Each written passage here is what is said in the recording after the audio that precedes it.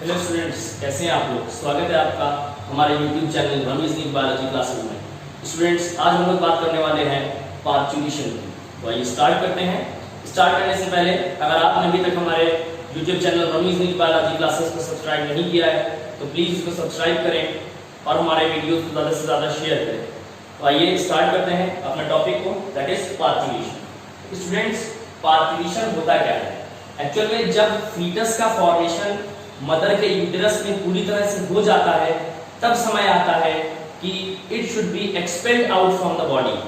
उसको यूटेरस से या मदर की बॉडी से बाहर किया जाता है।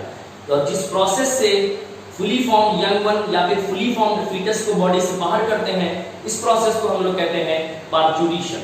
तो आइए देखते हैं पार्ट्यूशन। पार्ट्यूशन जो वर्ड है it is derived from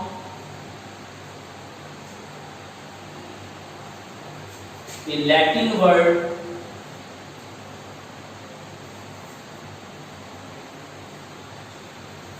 parturion, which means to be in labor। तो इसको हम लोग डिफाइन कैसे करेंगे? The process of expulsion of fully formed fetus or young one from the uterus of mother is known as पार्ट्यूशन। इसको हम लोग क्या कहते हैं? पार्ट्यूशन कहते हैं। This is known as parturition. Students, जब हम लोग पार्ट्यूशन की बात करते हैं तो पार्ट्यूशन का प्रोसेस को समझना बहुत जरूरी है because it is given in the NCERT. तो आइए देखते हैं पार्ट्यूशन कब होता है, ड्यूरेशन यानी किस समय होता है। It takes place at the end of gestation period। gestation period जब end हो जाता है उस समय पार्ट्यूशन का प्रोसेस होता है। तो gestation period क्या होता है? gestation period is the development of young one, the time of development of young one in the uterus of mother। इसको हम लोग क्या कहते हैं? gestation period कहते हैं। ह्यूमंस में it could be from 9 months या फिर प्लस माइनस 7 डेज, या कुछ बुक्स में आपको 9 months प्लस माइनस 4 डेज भी मिल सकता है। तो इसको हम लोग अप्रोक्सीमेटली 9 months भी बोल सकते हैं। अब हम लोग आगे बढ़ते हैं और देखते हैं प्रोसेस ऑफ जेस्टेशन, पार्ट्यूशन। तो ये देखते हैं process of पार्ट्यूशन।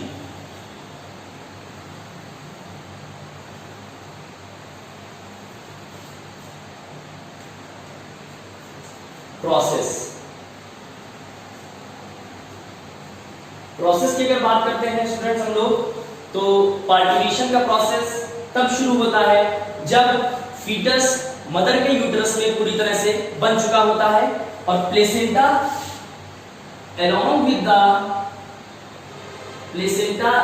with the fully formed fetus it generates some signals। ये कुछ सिग्नल्स को जनरेट करता है।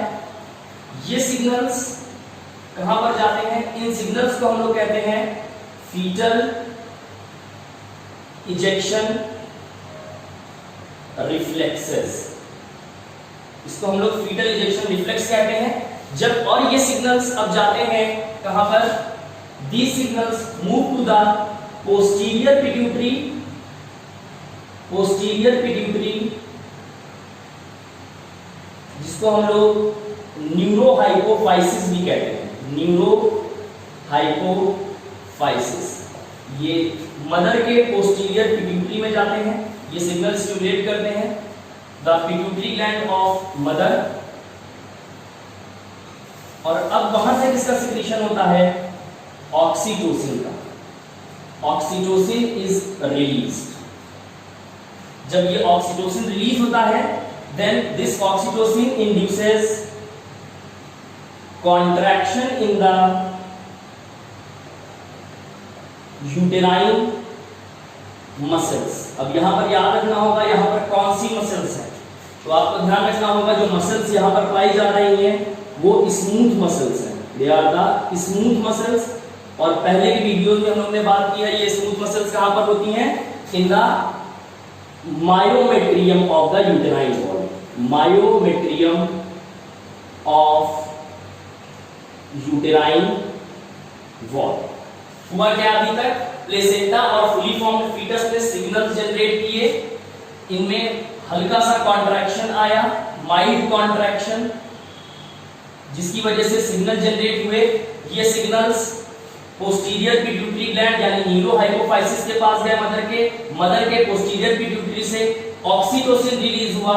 इस ऑक्सीटोसिन ने कॉन्ट्रैक्शन को इंड्यूस किया और ये कॉन्ट्रैक्शन जैसे जैसे बढ़ते हैं वैसे वैसे मदर के पोस्टीरियर पिट्यूटरी से ऑक्सीटोसिन की मात्रा बढ़ती रहती है।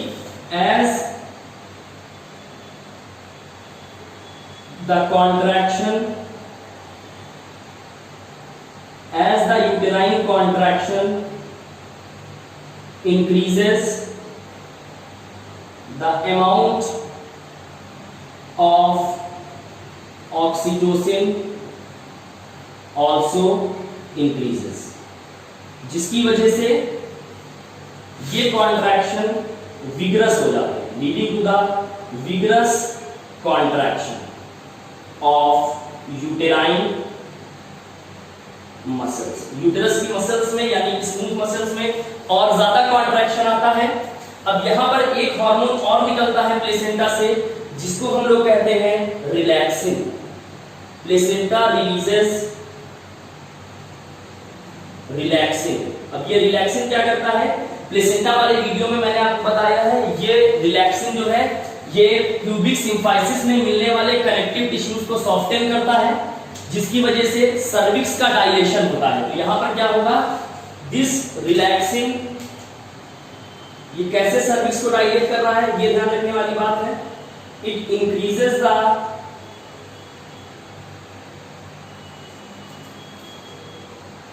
Flexibility of cervix and the ligaments of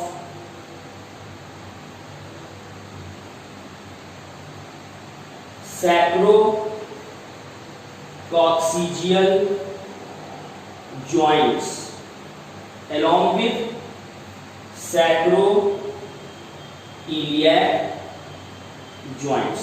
और इस कारण क्या होता है? ये जो प्रोसेस हो रहा है इस कारण cervix is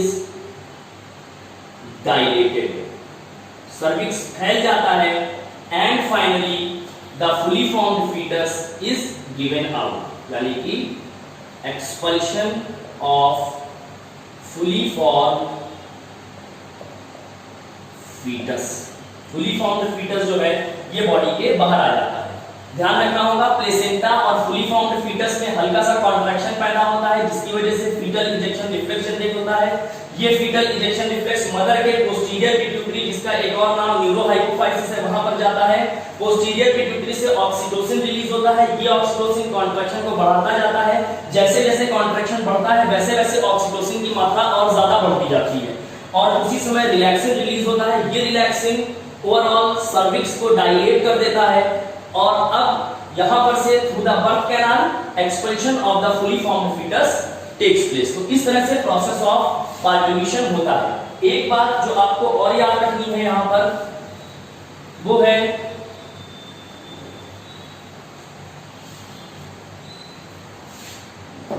release of CRH।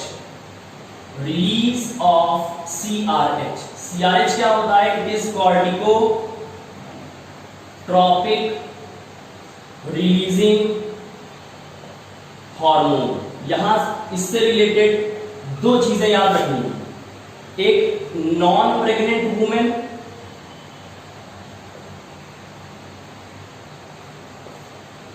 और दूसरा प्रेग्नेंट वुमेन के केस में क्या होता है। स्टूडेंट्स, ये कॉर्टिकोट्रोपिक रिलीजिंग हार्मोन यानी जो सीआरएच है नॉन प्रेग्नेंट वुमेन में it is secreted from the neurosecretory cells of hypothalamus, from the neurosecretory cells of hypothalamus. जबकि प्रेग्नेंट वुमेन में यहां के साथ साथ ये प्लेसेंटा से भी निकलता है। और corticotropin releasing hormone it establishes the timing of birth. ये बर्थ की टाइमिंग को स्टैब्लिश करता है। ये बात बहुत ज्यादा इंपॉर्टेंट है, आपको याद रखनी होगी। इसलिए इट ऑल्सो, हम लोग बोलते हैं it also act as clock, ये घड़ी की तरह काम करता है। मतलब जब सीआरएच एक एप्रोप्रिएट मात्रा में होता है तो पार्टुरेशन जो है ये अपने समय पर होता है, लेकिन अगर किसी वुमेन में प्रेगनेंसी के समय सीआरएच का लेवल बहुत ज्यादा इंक्रीज कर गया है तो उस कंडीशन में जो बर्थ का प्रोसेस है वो जल्दी हो जाएगा और उस कंडीशन में हम लोग कहेंगे कि the birth is premature, premature birth होगी। जबकि अगर सीआरएच का लेवल किसी प्रेग्नेंट वुमेन में डिक्रीज कर गया है स्टूडेंट्स, तो वहां पर जो बर्थ होगी it is after the due date, जो डेट दी गई है या फिर जो टाइमिंग है, यानी इन शॉर्ट हम ऐसे भी बोल सकते हैं कि 9 मंथ्स के बाद भी प्रेगनेंसी कंटिन्यू रहेगी और उसके बाद जब सीआरएच नॉर्मल कंडीशन में आएगा तब बर्थ होगी, तो वहां पर बर्थ के जो होगी वो लेट होगी और यहाँ पर प्रीमेच्योर बर्थ होगी। और इस तरह से हम लोगों को पूरा प्रोसेस याद रखना पड़ेगा। तो this was about the process of parturition. तो आपको हमारा ये वीडियो कैसा लगा हमको कमेंट बॉक्स में जरूर बताएं, और अगर अभी तक आपने हमारे चैनल रमीज निक बायोलॉजी क्लासेस को सब्सक्राइब नहीं किया है तो प्लीज उसको सब्सक्राइब करें और अपने फ्रेंड्स और फैमिली एंड कलीग्स में भी उसको शेयर करें। Thank you.